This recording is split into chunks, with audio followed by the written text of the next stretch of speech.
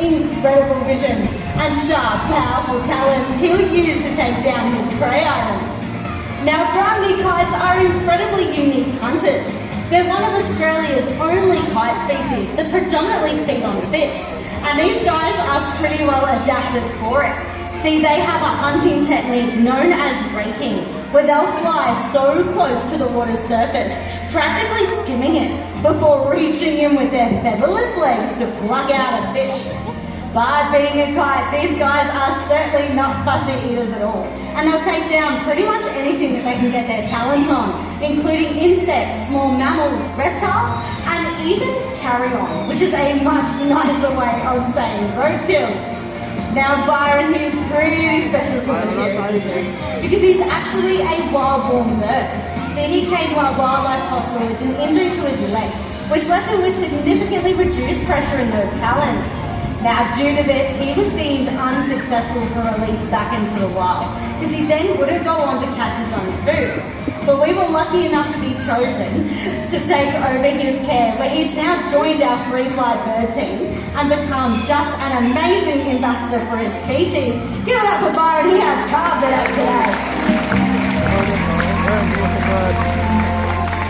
But now we're going to take you all from aerial to aquatic. We're going to open up a whole new world of hunting, where some species of bird can swim as fast and dive as deep as the fish. And that's exactly how our cormorants like these two catch their aquatic meals. Now we've just been joined by Albert and Scuba. Albert is the larger of the two and he is a greater cormorant, whereas Scuba, the smaller two-tone bird, well, she's a little pied cormorant. And as you guys can see, they are pretty much perfectly designed for life under the water. Now that's because they lack that water-resistant coating on their feathers that many other birds do possess. Now this allows these guys to dive really deep in pursuit of their prey, but unfortunately birds simply cannot take to the skies with their feathers. So you'll often see cormorants winding the riverbanks with their wings outstretched, as if they're shaking those feathers off to dry. Now Albert and Scuba are the only two of 5 species of cormorants call Australia home. So if you keep your eyes peeled around the waterways, you might just be lucky enough to see some of Albert and Scuba's friends. Now those last couple birds I have brought to you all, they do rely almost solely on our waterways for their survival. So that's why it is so important that we all play our part in binning our rubbish to keep the waterways clean and clear of pollution for the survival of birds just like these guys for generations to come. But now you are one very lucky audience, because we're about to be joined by some of the most interactive birds we have right here in the Crocodile. I know you are so excited to get out of here, and I would love to give it over to Elise to take it away. Oh, thanks Rosie. Let's give her a big round of applause for her and those birds.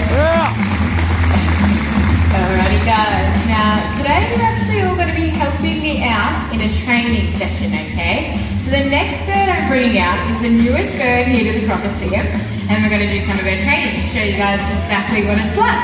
So introduce her, you coming out now? This here is Lily, and she is one of our beautiful red-tailed black cockatoos. Coming out! Good girl.